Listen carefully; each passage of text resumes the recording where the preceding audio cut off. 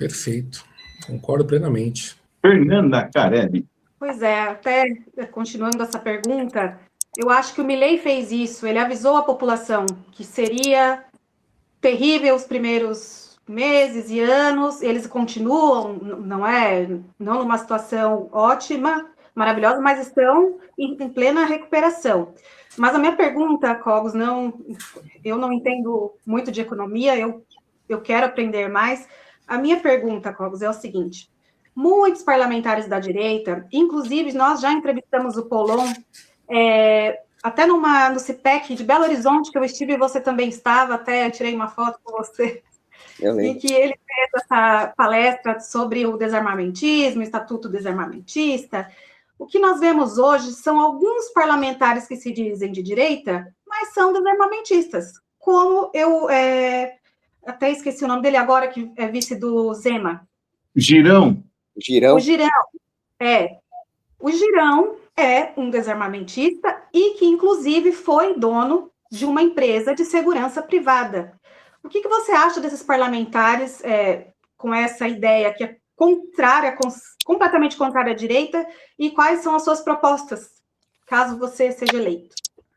Fernanda, eu só preciso deixar uma coisa clara, que eu não posso falar em termos de propostas devido à limitação da lei eleitoral, mas eu posso falar como economista e como filósofo, que eu tenho formação em filosofia também, o que eu defendo sobre o armamento na sociedade, né? Então, o meu primeiro ponto é o seguinte: para mim, o crime mais abominável que existe na sociedade é o aborto, né? Você deturpar a medicina, que deveria salvar, e transformá-la numa máquina de matar bebês.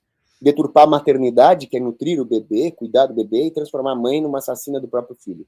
Então, o aborto tomado em si mesmo é o crime mais hediondo que eu consigo imaginar. Só que, para mim, vou falar até uma coisa chocante, o desarmamentista, ele consegue ser pior que um abortista. Pelo seguinte: o desarmamentista, além de contribuir para o genocídio da população, porque na história da humanidade o desarmamento sempre foi uma ferramenta de genocídio, o genocídio armênio, o genocídio de judeu na Segunda Guerra, o genocídio do povo russo, do povo chinês, todos eles foram precedidos por ditadores desarmando os povos. Então, o desarmamentista, ele compactua com isso. Segundo, o desarmamentista é um suicida, e do ponto de vista teológico, o suicídio é a pior forma de homicídio. O desarmamentista aceita abdicar dos meios de defender a própria vida, ficando à mercê dos tiranos e dos criminosos comuns. É um ato suicida. Na Bíblia diz, o homem que não provê o seu lar, e prover não é só de alimento, de dinheiro, prover de segurança também, ele é pior que um infiel, ele é pior que um herege. Então, o desarmamentista é alguém que se recusa a prover segurança para os seus. Outra coisa, vamos supor que o aborto seja liberado. Deus me livre e guarde. Já é, infelizmente, né, em alguns casos já é liberado. Bom, a mãe que não quer abortar o filho, ela não vai ser forçada a abortar. Então, os bebês cujas mães têm a decência de não abortar vão continuar vivos. Agora, numa sociedade desarmamentista, você vai ter bandidos, tiranos que vão matar mulheres grávidas, então vai morrer o bebê cuja mãe é protetora também. Vai morrer todo mundo. O desarmamentista, ele compactua com todas as outras formas de tirania. Não adianta o desarmamentista, que nem o Girão, falar, eu sou a favor da liberdade econômica. Se o povo não tem armas, a liberdade econômica vai acabar. Porque todas as liberdades dependem, em última instância, da liberdade de defender as outras liberdades, com um meio concreto. E o Olavo de Carvalho, o professor Olavo, falava muito bem. O poder financeiro e o poder intelectual, eles são subordinados ao poder físico. Em última instância, o poder político repousa no poder de matar. Então, nós não podemos deixar isso ser um monopólio do Estado, pelo amor de Deus. Então, eu repudio o desarmamento do fundo do meu coração. Eu não considero o Girão direitista, porque não dá para considerar um desarmamentista como sendo direitista. Eu digo até mais. Entre um desarmamentista liberal e um armamentista intervencionista, eu prefiro o armamentista intervencionista. Porque se o povo chegar a um determinado nível de armamento, a carga tributária é irrelevante. Nós vamos poder ter arma suficiente para fazer uma revolta fiscal. Então, o meu ponto é esse.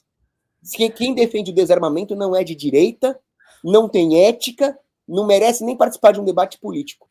Agora, o que eu defendo em relação ao armamento? Eu defendo o seguinte: as forças armadas e as forças policiais, elas não podem ser monopolistas do poder das armas.